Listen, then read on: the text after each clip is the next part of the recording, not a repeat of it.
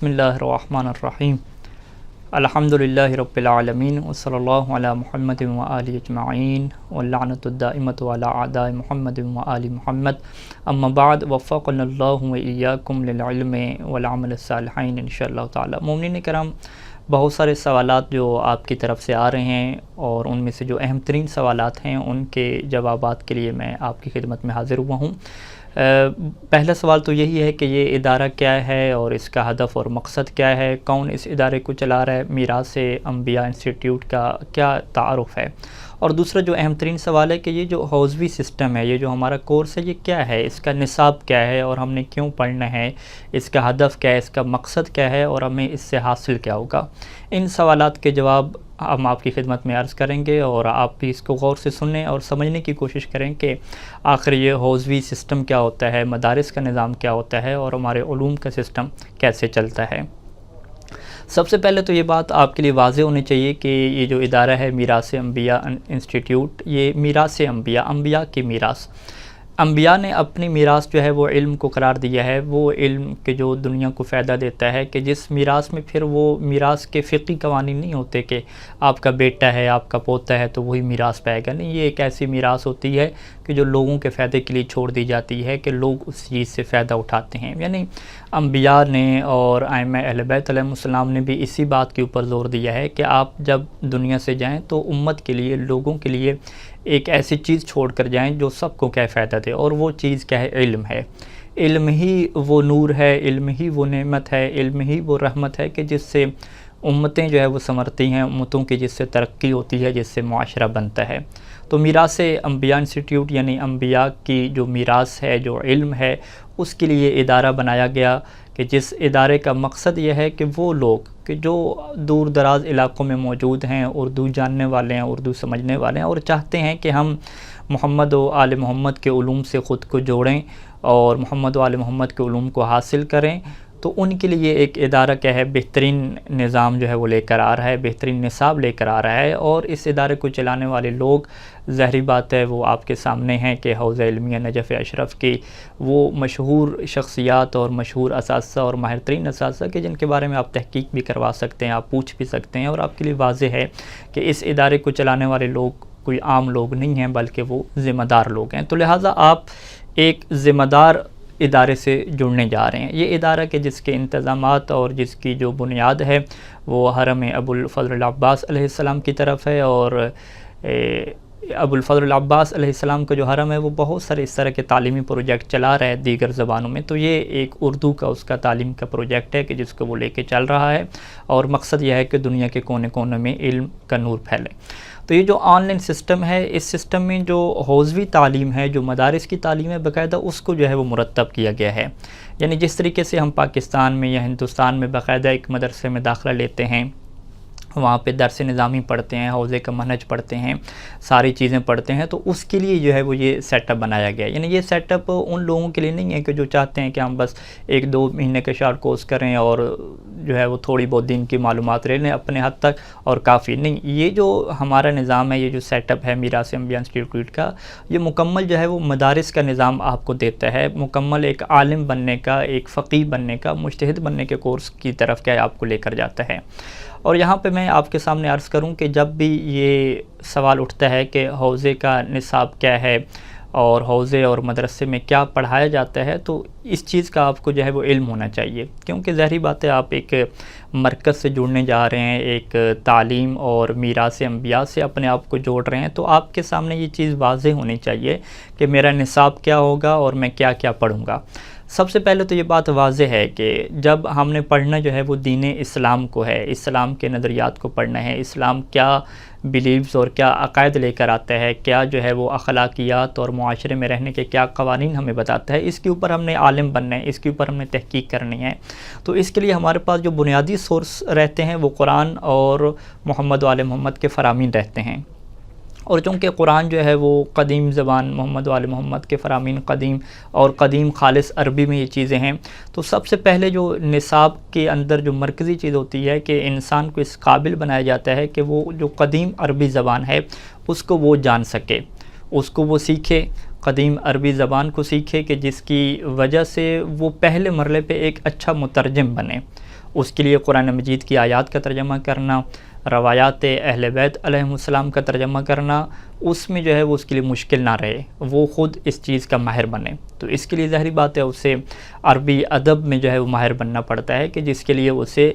3 جو بنیادی علوم ہیں اس کے اوپر محنت کرنا پڑتی ہے، کہ جس میں سے سب سے پہلے علم نحو آتا ہے، پھر علم صرف آتا ہے، پھر جو ہے وہ اس میں علم بلاغت اور فصاحت کے جو علوم ہیں وہ اس کے اندر آتے ہیں۔ تو یہ 3 جو ہے وہ مرکزی علوم چلتے ہیں۔ اس کے ساتھ ساتھ جو معاون علوم ہیں، لغت کے علوم ہو گئے اور دیگر ادبیات وغیرہ، وہ بھی کتب ہوتی ہیں کہ جس کو انسان پڑھ کے پریکٹس کر کے وہ قوانین سیکھتا ہے، وہ قدیم عربی سیکھتا ہے، کہ پہلے مرحلے میں وہ اپنے آپ کو اس قابل بناتا ہے کہ اب وہ کسی اور کے ترجمے کے اوپر ڈیپینڈ نہیں کرے گا کہ یہ فلاں جی مترجم نے ترجمہ کیا تو میں اس کو مان رہا ہوں، نہیں، وہ اس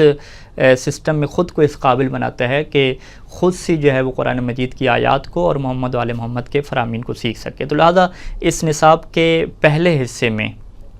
آپ یہ سمجھ لیں کہ آپ کو جو ہے وہ قدیم عربی زبان کا جو ہے وہ ماہر بننا ہوگا، اور اس کے لیے جو نحو اور صرف اور بلاغت کی کتابیں ہیں وہ ترتیب کے ساتھ جو ہے وہ یہاں پہ پڑھائی جاتی ہیں۔ دوسرے مرحلہ میں چونکہ قرآن و حدیث کو ہم نے ترجمہ کر لیا، قرآن و حدیث کا ترجمہ کرنے کے بعد ظاہری بات ہے اس کو ہم نے سمجھنا ہے، اس سے ہم نے استدلال کرنا ہے، تو اس کے لیے ہمیں علم منطق کی ضرورت پڑتی ہے، کہ علم منطق آ کے ہمیں استدلال سکھاتا ہے کہ کس طریقے سے ہم ایک دلیل قائم کریں تاکہ ہم قیاس سے بچ جائیں، تاکہ ہم استحسان سے بچ جائیں، اور ہماری دلیل ایک پختہ دلیل ہو کہ جس میں ہم جو ایک ذاتی رائے ہوتی ہے اس سے ہم بچ جائیں، اور وہ وہی بات ہو کہ جو اہل بیت علیہم السلام سمجھانا چاہتے ہیں، جو اللہ تعالیٰ اپنی آیات کے ذریعے سے امت کو بتلانا چاہتا ہے، اس سے ہم صحیح استدلال کر کے آگے تک پہنچ سکیں۔ تو اس کے لیے علم منطق کی ضرورت ہوتی ہے کہ جو ہمیں استدلال سکھاتا ہے، صحیح طریقے سے فکر اور سوچ و بچار کرنا سکھاتا ہے۔ اور اسی کے ساتھ ساتھ چونکہ قرآن مجید کی آیات محکم ہیں، متشابہ ہیں، روایات میں اس طریقے سے محکم، متشابہ، مطلق، مقید اور بہت ساری چیزیں ایسی ہیں کہ جن کو آپس میں جوڑ کے جو ہے وہ ہمیں نتیجہ نکالنا پڑتا ہے۔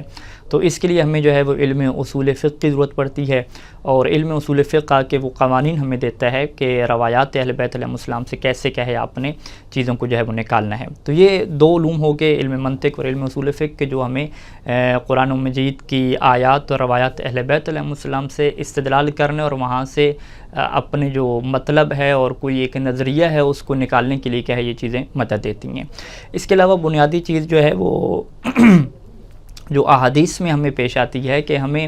احادیث کا جو ہے وہ علم حاصل کرنا پڑتا ہے کہ یہ احادیث کون سی کتابوں سے لی گئی ہیں، اس کے پرائمری سورس کیا ہیں، اس کے سیکنڈری سورسز کیا ہیں، اور اس کے لیے ظاہری بات ہے ہمیں علم حدیث اور علم رجال کی طرف جو ہے وہ بڑھنا پڑتا ہے کہ اس کے ذریعے سے جو ہے ہم جان پاتے ہیں کہ اس میں کیا ہے۔ تو یہ یعنی کچھ علوم رہتے ہیں کہ جس میں عربی کا علم ہو گیا، منطق کا علم ہو گیا، اصول کا علم ہو گیا، علم رجال اور حدیث ہو گیا، کہ یہ بنیادی چیزیں ہوتی ہیں کہ جب بھی آپ قرآن اور حدیث سے کیا چیزوں کو نکالنا چاہ رہے ہیں۔ تو یہ جو نصاب ابھی میراث انبیاء انسٹیٹیوٹ آپ کو دے گا، اور یہ تقریباً 4 سال نصاب جو ہے وہ اس میں آپ پڑھیں گے 4 سال میں، کہ اس میں یہی بنیادی چیزیں ہوں گی کہ آپ جو ہے وہ عربی زبان کے ماہر بنیں گے، اس کے ساتھ علم منطق اور علم اصول فقہ کے ماہر بنیں گے، اور ساتھ علم رجال اور علم حدیث کے جو ہے وہ وہاں پہ کورسز ہوں گے کہ جس کے ذریعے سے آپ خود اس قابل بنیں گے کہ قرآن اور حدیث سے کیا ہے نظریات نکال سکیں۔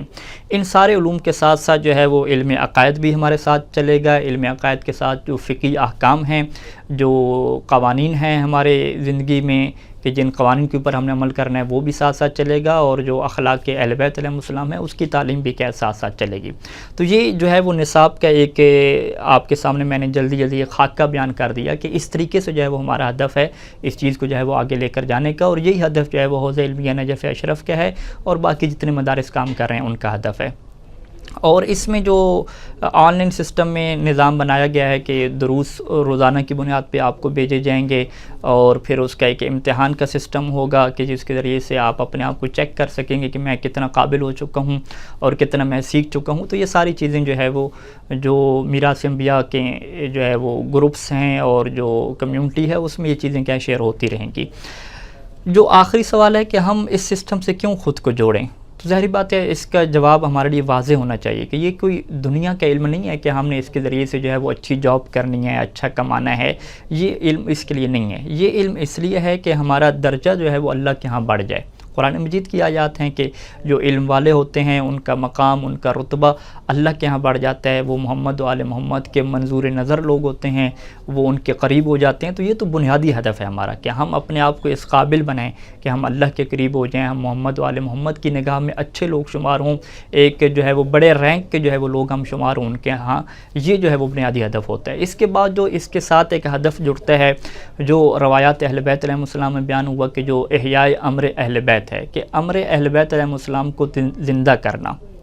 دنیا میں محمد و آل محمد کے علوم کو پھیلانا، محمد و آل محمد کی تعلیمات کو، ان کی افکار کو، ان کی فلسفی کو دنیا کے سامنے رکھنا، پھیلانا۔ اور یہ اتنی اہم چیز ہے کہ امام رضا علیہ السلام نے فرمایا تھا کہ اگر ہمارے کلام کی خوبصورتیاں اور ہماری افکار اگر لوگوں تک پہنچ جاتی ہیں تو وہ خود بخود پھر ہماری پیروی کرنے لگ جائیں گے، ہماری طرف آ جائیں گے۔ لیکن اس کے لیے پہلے مرحلے میں ہمیں خود اس قابل بننا ہوتا ہے کہ ہم اس قابل بنیں کہ محمد و آل محمد کے نظریات کو، ان کی افکار کو، ان کی جو فلسفی ہے ان کو ہم خود سمجھ سکیں۔ تو وہ سمجھنے کے لیے ظاہری بات ہے سارے نصاب سے ہمیں گزرنا پڑتا ہے، تب جا کے جو ہے وہ ہم اس قابل بن سکتے ہیں۔ تو لہٰذا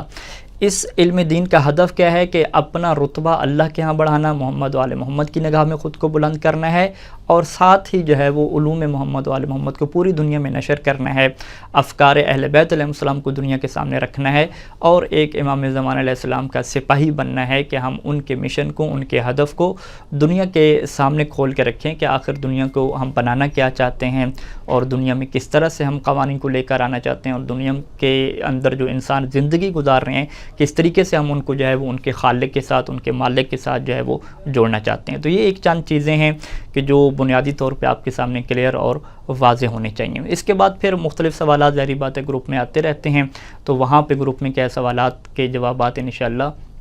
جو وہاں کے ہمارے مسئولین ہوں گے، ذمہ دار افراد ہوں گے، وہ آپ کو جو ہے وہ گائیڈ کرتے رہیں گے۔ وصلی اللہ علی محمد و آلہ اجمعین، والسلام علیکم ورحمۃ اللہ۔